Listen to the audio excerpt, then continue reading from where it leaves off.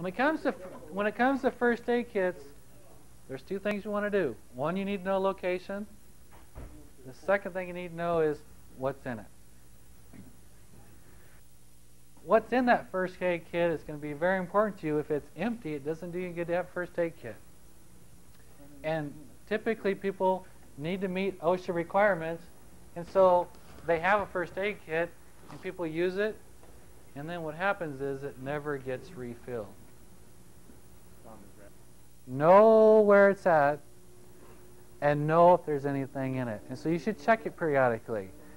Sometimes the ingredients that are in first aid kits are supposed to be thrown away.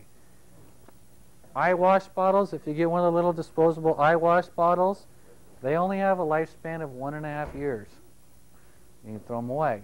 So if you got a first aid kit and it's 6 years old and it's got a little eye bottle in there, it probably could hurt you more to squeeze it into your eye than if you didn't use anything at all. And so sometimes you need to look into it, make sure that the contents that are in it are okay and they haven't expired. What should be in a first aid kit? What are the typical things that you're going to see? Band-aids, tape. The things that are going to make the biggest difference in an accident are going to be tape, gauze, and bandages. And so different kinds of bandages, trifold ones or a roll of gauze that you can wrap. If the guy breaks his arm, you can stick a stick on there and wrap it with gauze and tape. And so tape is very good. One thing that you got to be careful about with aspirin. What's wrong with aspirin in the first aid kit?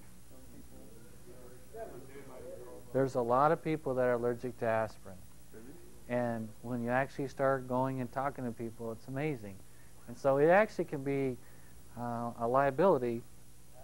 At the college here or any school, actually, I cannot hand aspirin. You ask me for an aspirin, I can't give you aspirin because so many people are allergic to it.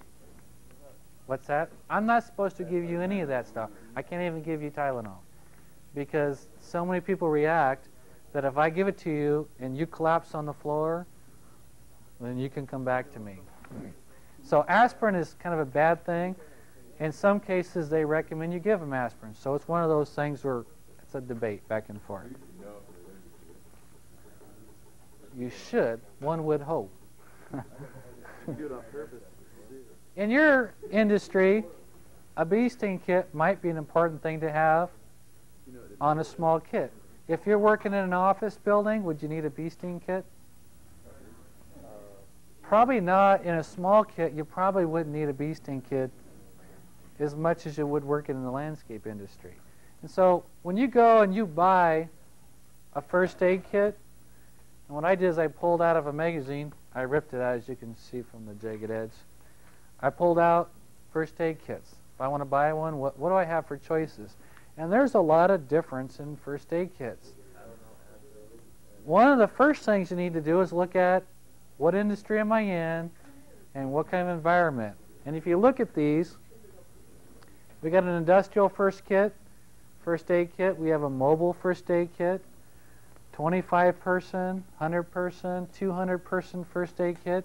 So how many people are we trying to service here?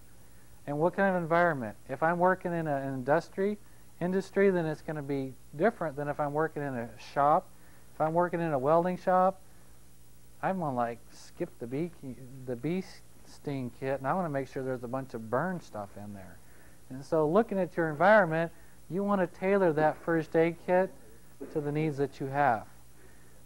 This is a unitized first aid kit, and then it kind of gets into basically other stuff that you can put in there. They have Tylenol and Advil in the back. They do sell it. And it's in for some first aid kits. It's one of those, half the people you talk to say, definitely put it in there. They have to say, ooh, it's a liability. So if you're not really concerned about the liability, then you can put it in there. Somewhere, if I'm at a business, whoever is in charge of the first aid kits.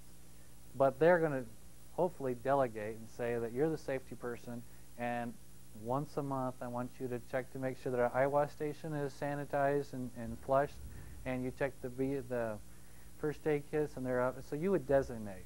But ultimate responsibility goes to the top. responsibility always goes to the top.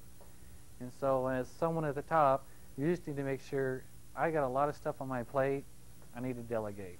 And your job is to take care of the first aid kits, the eye wash station, and all the different safety issues that need to be taken care of. And I want you to make sure you document it. Get a piece of paper, stick it to the wall by the eye wash station, sign it off. I flushed it, it was working properly on this date. And so you would delegate it. In our case, I don't know where it would filter to, but wherever you work, the person at the top is responsible unless he is assigned that task and put it as somebody's job description. And that's where you need to put it. What we've listed here on this sheet, I listed stuff that goes in a first aid kit, and basically the first aid kit on the bottom would be stuff that you would add to the top one. And this is not a complete list, and there is no list. I can't tell you what's supposed to be in our first aid kit out here because there is no official list anywhere. You can't call a business and say, I want a first aid kit for a shop. And they'll say, well, we've got these first aid kits. How about this one? Will it do what you want?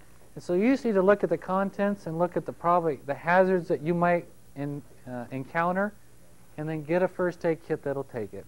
And I would say that you're better off getting one that is too big than you are that one that's too small. So that if you have an accident, you have plenty of extra stuff to go around.